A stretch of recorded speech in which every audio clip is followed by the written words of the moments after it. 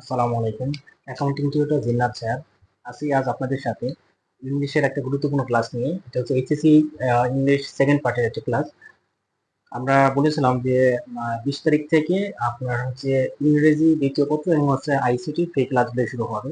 But আমরা আজকে থেকে ক্লাসটা শুরু করে দিলাম। তো আজকে হচ্ছে 18 তারিখ। 18 তারিখ থেকে ক্লাসটা শুরু করে দিলাম। তো আজকে যে ক্লাসটা হবে সেটা হচ্ছে আমাদের ইংলিশ সেকেন্ড পার্ট। এটা যে আপনার ফার্স্ট যে গ্রামারটা নরমালি আসে বা সেকেন্ড মানে ফার্স্টে প্রিপোজিশন থাকবে, এরপরে আমাদের এই special uses of some words and phrase এখান থেকে কোশ্চেনটা আসে আর কি। তো আমাদের যেটা করতে হবে যে এটা খুবই একটা সহজ একটা টপিক। আমরা যদি মোটামুটি মেবি 8-10টার মতো রুলস আছে, এই 8-10টা রুল যদি মোটামুটি পরিপূর্ণভাবে শিখতে পারি, তো আশা করা যায় যে এখানে যে মার্কটা আসবে আমরা পরিপূর্ণ মার্কটা তুলতে পারবো। তো সেক্ষেত্রে আমাদের যেটা করতে হবে যে রুলসগুলো একটু ভালো করে বুঝতে হবে এবং কতগুলো টেকনিক আছে, টেকনিকগুলো যদি একটু ফলো করা যায় তাহলে এখান থেকে আসলে ফুল মার্কটা তোলা যায় খুব ইজিলি। শুরু করা যাক। তো আমাদের যে হেডিংটা আমরা বলতে পারি যে সাম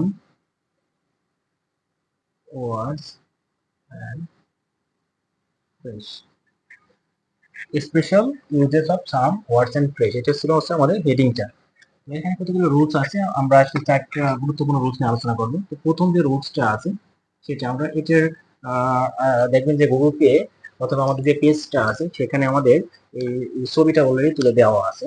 তো আপনি অবশ্যই একটু চেক করবেন, এই ছবি থেকে আগে খাতায় নোটটা করবেন।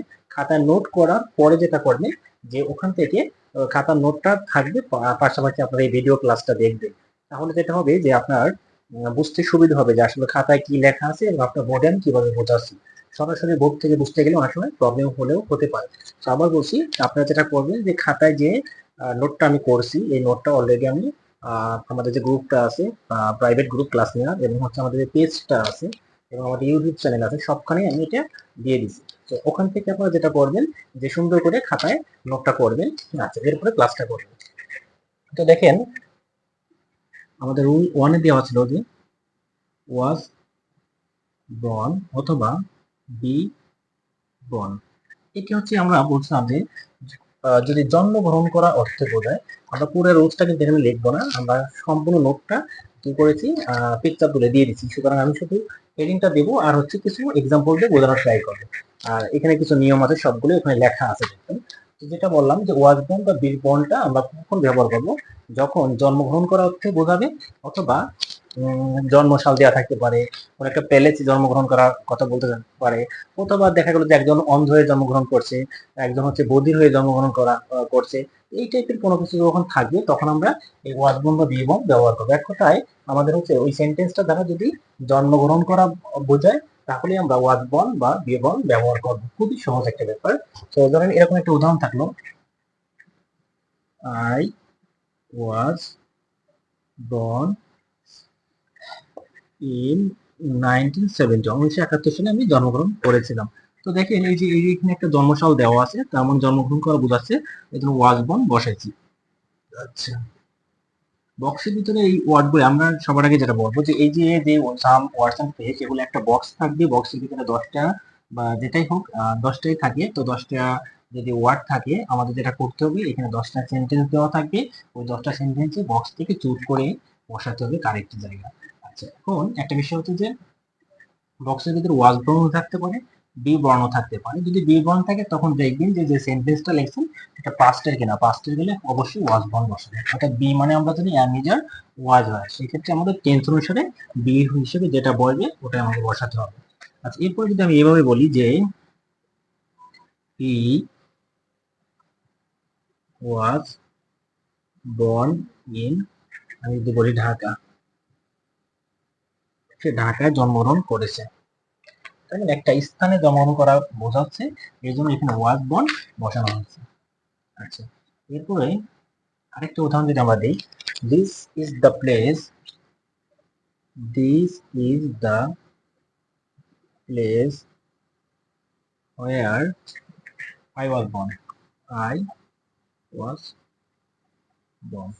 দেখেন দিস ইজ দ্য প্লেস, এটি হচ্ছে একটা স্থান, ওয়ার যেখানে আই ওয়াজ বর্ন আমি জন্মগ্রহণ করেছিলাম। তার মানে দেখেন সরাসরি তারিখ দেওয়া থাকতে পারে, সাল দেওয়া থাকতে পারে, জন্মসাল, একটা প্লেস দেওয়া থাকতে পারে, ঠিক আছে, যে কোনো ভাবে আসতে পারে প্রশ্নে। তো যদি জন্মগ্রহণ করার অর্থ বোঝায় সেক্ষেত্রে আমরা যেটা করবো ওয়াজ বন বা বি বন ব্যবহার করবো। আশা করি এই প্রথম রুলসটা নিয়ে কারো কোনো সমস্যা থাকবে না ইনশাআল্লাহ। আচ্ছা, এরপরে আমরা 2 নম্বর রুলসটা যদি একটু দেখি।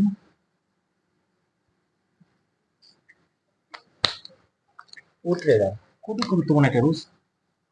উট রেদার, এই উট রেদার কথাটার মানে হচ্ছে বরং ভালো। দেখেন, দুইটা বিষয়ের ভিতরে যেটা অধিকতর বেশি গুরুত্বপূর্ণ অথবা পছন্দনীয় সেইটা আমরা নির্বাচন করার ক্ষেত্রে উট রেদার বসাবো। আবার বলছি, দুইটি অপশন থাকবে আপনার সামনে, ওই দুইটি অপশন থেকে যেটা অধিকতর পছন্দনীয় অথবা অধিকতর গুরুত্বপূর্ণ মনে হবে সেই অপশনটা চয়েস করার নামটাই হচ্ছে আপনার উট রেদার।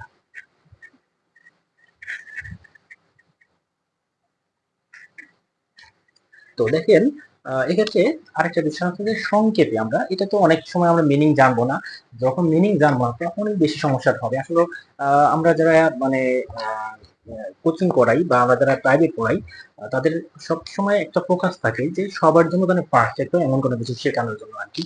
কারণ হচ্ছে যে যারা ইংলিশে ভালো পারে ওদের জন্য কিন্তু এই রুলস গুলো অত একটা বেশি প্রবলেম হয় না, দুই একবার দেখলেই ওরা পারে। কিন্তু মেইনলি যাদের মুসলিম হয় অর্থাৎ 80% এর বেশি স্টুডেন্ট ইংলিশে যে সমস্যাটা হয় যে ও মিনিং পারে না, মিনিং না পারার কারণে যেটা হয় গ্রামারের রুলস গুলো অতটা আয়ত্ত করতে পারে না। এই জন্য এই উড ট্রেডারের ক্ষেত্রে যেটা জিনিস হচ্ছে মনে রাখবেন যে সংক্ষেপ কথা হচ্ছে একটা সেন্টেন্সের ভিতরে যদি দেখেন দেন আছে অর্থাৎ দেন যুক্ত সেন্টেন্সে আমরা উড ট্রেডার বসাবো আর কি, সহজ কথা আর কি।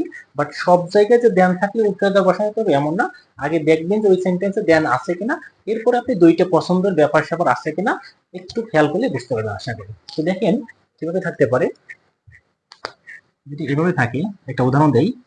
I would rather die than beg, মানে এই বেক মানে হচ্ছে ভিক্ষে করা। এখন আমার মরে যাওয়া ভালো কিসের চেয়ে, ভিক্ষা করাচ্ছে। আমার মরে যাওয়া ভালো কিসের চেয়ে, ভিক্ষা করাচ্ছে। তারপর যদি এরকম বলি আই, একটা গ্যাপ দেওয়া থাকলো, leave the place than stay. দেখেন, ধরেন এমন একটা প্লেসে বসে দুই বন্ধু গল্প করতেছিলেন, আর এমন সময় দেখা গেল যে আপনার আকাশে প্রচন্ড মেঘ হয়েছে এবং মেঘ হওয়ার পরে যেটা হলো যে আপনার বাসাটা হচ্ছে আহ দুইজনের বাসা অনেক দূরে, সেক্ষেত্রে আমরা আয়না দিয়ে উই দিই তাহলে আরো সুবিধা হবে। আমরা উই দিলাম। তো দুজনের বাসা অনেক দূরে একটা প্লেসে দুই বন্ধু গল্প করতেছে। এখন এমন সময় যদি প্রচন্ড বৃষ্টি বা মেঘ শুরু হয় বা অনেক ঝড় বৃষ্টি শুরু হয়, তখন আপনাদের যেটা বেটার হবে এই প্লেসটা ত্যাগ করা। অর্থাৎ দুই বন্ধু খুব মজায় ছিলেন এই প্লেসটায়, বাট আপনার এখন এই প্লেসটা নিরাপদ না, অনেক বেশি ঝড় বৃষ্টি আসতেছে। সুতরাং আপনাকে যেটা করতে হবে এই প্লেসটা ত্যাগ করে বা যত দ্রুত সম্ভব এটাকে ত্যাগ করে বাসায় ফেরত যেতে হবে। তো এরকম একটা ঘটনা যদি থাকে আপনার সামনে, তখন আপনি বলেন we dash leave the place than stay. Stay বলতে মানে হ্যাঁ এখানে সামথিং আরো কিছু থাকতে পারে। তো যেটাই হোক যে আমাকে এই প্লেসটা কি করতে হবে, ত্যাগ করতে হবে। এখন কেন ত্যাগ করব, কারণ হচ্ছে এই যে ঝড় বৃষ্টি বা কোনো কিছুর আশঙ্কা আছে, বিপদের আশঙ্কা আছে, এই জন্য ত্যাগ করতে হবে। তাহলে আমার দুইটা অপশন, একটা হচ্ছে প্লেসে থাকা আর একটা হচ্ছে প্লেস থেকে ত্যাগ করা। দেখেন থাকা, একটা হচ্ছে ত্যাগ করা। এখন আমি কি করব, আমি লিভ করবো নাকি স্টে করবো, আমাকে উত্তম কোনটা? যেহেতু ঝড় বৃষ্টি বা আমার বিপদের আশঙ্কা আছে তাহলে অবশ্যই আমাকে কি করতে হবে, লিভ করতে হবে। আর যেহেতু দুইটা অপশনের ভিতরে অধিক পছন্দনীয় অপশনটাকে আমি কি করলাম, নির্বাচন করলাম, এই জন্য আমরা কি করবো, উত্তরাধার বসাবো। তো এটি হচ্ছে আমরা সম্পূর্ণ ভাবার্থ যদি বোঝা করতে যাই তাহলে উত্তরাধার বসাবো। আর যদি নর্মালি চিন্তা করি যে আমরা বলছিলাম দেন যুক্ত সেন্টেন্সে উত্তরাধার বসাবো, এখানে দেন ছিল উত্তরাধার বসাইছি, দেন ছিল উড রেদার বসাবো। আশা করি বুঝতে পারছেন।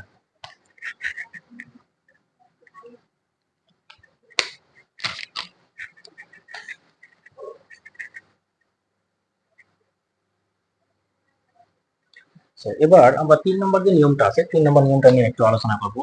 রুল নম্বর 3 কি আছে দেখি। রুল নম্বর 3টা হচ্ছে আপনার লেট এলন। লেট এলন, এই লেট এলন কথাটার মিনিংটা কি? লেট এলন কথাটার মিনিং হচ্ছে ভাবাই যায় না বা চিন্তা করা না, অর্থাৎ ভাবা যায় না বা চিন্তা করা যায় না। এখন কখনই লেট এলন বসাবো, যখন কোন একটা সেন্টেন্স দ্বারা ভাবা যায় না বা চিন্তা করা যায় না এমন একটা অর্থ প্রকাশ করবে, তখনই আমরা লেট এলন বসাবো। আমরা বলছি কোনো একটা সেন্টেন্স দ্বারা যদি ভাবা যায় না বা চিন্তা করা যায় না এমন কোন অর্থ প্রকাশ করে সেক্ষেত্রে আমরা লেট এলন বসাবো। আচ্ছা, এখন এটা একটা সংক্ষিপ্ত নিয়ম আছে, সেটা হচ্ছে আমরা যে শূন্যস্থানটা থাকবে ওই ড্যাশের পূর্বে আমাদের দেখবেন যে ক্যান নট, কুড নট অর্থাৎ নেগেটিভ কোনো একটা ওয়ার্ড থাকবে ড্যাশের পূর্বে। ম্যাক্সিমাম জায়গায় ড্যাশের পূর্বে ক্যান নট বা কুড নটই বেশিরভাগ জায়গায় থাকে, অথবা নেগেটিভ কোনো একটা ওয়ার্ড থাকবে। সেক্ষেত্রে আমরা যেটা করব এই লেট অ্যালোনটা বসাবো। আমরা একটু মিনিংটা যাই একটা উদাহরণের মাধ্যমে। সাপোজ যদি এরকম বলি, he can not buy a shirt, একটা গ্যাপ দেওয়া আছে, বাই শার্ট। তাহলে দেখেন সে কি করতে পারে না, একটা শার্টই কিনতে পারে না। তাহলে আমরা বলতে পারি লেট অ্যালোন মানে কি করা যায় না, ভাবাই যায় না 5টা শার্ট কেনার কথা। আবার বলছি, he can not buy a shirt, সে একটা শার্টই কিনতে পারে না। লেট এবং ভাবাই যায় না 5টা শার্ট কেনার কথা। সেম ভাবে আমরা যদি বলি, এটা মেবি ঢাকা বোর্ডের কোশ্চেন ছিল এই যে 2024 সালে, যে আই ক্যান হার্ডলি ওয়াক। এখানে একটা গ্যাপ দেওয়া আছে। এরপর বলছে রান এ রেস। দেখেন এই হার্ডলি মানে হচ্ছে একদম কদাচিৎ, খুবই অল্প। হার্ডলি কথাটার মিনিং হচ্ছে খুবই অল্প বা কদাচিৎ। তার মানে I can hardly walk, walk মানে হচ্ছে হাঁটা, আমি খুবই অল্প হাঁটতে পারি, বা একেবারে নাই বললেই হয় এমন একটা মিনিং যে আমি তেমন একটা হাঁটতে পারি না। এখন এখানে হচ্ছে রান এ রেস। রেস মানে হচ্ছে যে যেখানে দৌড় প্রতিযোগিতা হয়, এমন একটা প্লেস আমরা রেস বলি আর কি। তো সেখানে দৌড়ানো আর কি। তাহলে আমি যেহেতু এখানে হাঁটতেই পারি না বা অল্প হাঁটতে পারি, সেক্ষেত্রে তো আমার ভাবাই জানা, কি ভাবা জানা বা চিন্তা করা জানা একটা রেসে দৌড়ানোর কথা। সুতরাং এখানে দুইটা ভিতরে যেটা কম্পেয়ার করতেছি, যে এখানে নেগেটিভ ওয়ার্ড, আর এখানে আবার বলতেছি যে চিন্তাই করা জানা, ভাবাই জানা কিসে, একটা রান করা একটা রেসে। আবার বলছি, এখানে বলছে যে আই ক্যান হার্ডলি ওয়াক, আমি কি করতে পারি না, মানে হাঁটতে পারি কিন্তু সেটা হচ্ছে অল্প বা কদাচিৎ। আচ্ছা, এখন বলছে রান এ রেস, দৌড়ানো একটা রেসে। কারণ আমি যেহেতু অল্প হাঁটতে পারি বা একেবারে কম হাঁটতে পারি, সেক্ষেত্রে তো আমার চিন্তাই করা যায় না একটা রেসে রান করা। সুতরাং এখানে ভাবা যায় না বা চিন্তা করা যায় না, এইরকম মিনিং প্রকাশ করতেছি, আমরা বসাবো লেট অ্যালোন। আচ্ছা, এছাড়া এই যে দেখেন এখানে ক্যান নট বলছিলাম, যে ক্যান নট থাকে সেক্ষেত্রে লেট অলোন হয়। আচ্ছা, এখানে দেখেন এই যে ক্যান নট অর্থাৎ ক্যানের সাথে হার্ডলি আছে, হার্ডলি একটা নেগেটিভ ওয়ার্ড, এই জন্য এটাকে আমরা বলতে পারি যে ক্যান নট বা একটা নেগেটিভ ওয়ার্ড আছে, দ্যাটস ওয়াই লেট অলোন বলবো। তো এগুলো হচ্ছে সংক্ষিপ্ত নিয়ম। অবশ্যই আপনি সংক্ষিপ্ত নিয়মটাও মনে রাখবেন এবং বিস্তারিত নিয়মটা মনে রাখবেন। দুইটা কম্পেয়ার করেই লেট অলোন বা যে ওয়ার্ডটা আমরা সিলেক্ট করবো ওটা বসাতে হবে। কারণ অনেক সময় এই পাশে নেগেটিভ দেখলো 10টা সেন্টেন্স থাকবে আমাদের, তার মধ্যে 3-4টে জায়গায় আপনি এই পাশে ক্যান নট বা অন্য কোনো নেগেটিভ শব্দ পেতে পারেন। সুতরাং শুধু ক্যান নট বা নেগেটিভ শব্দ থাকলেই যে লেটানো হবে এটা বলা যাবে না। আশা করি বুঝতে পারছেন। এবার আমরা রোল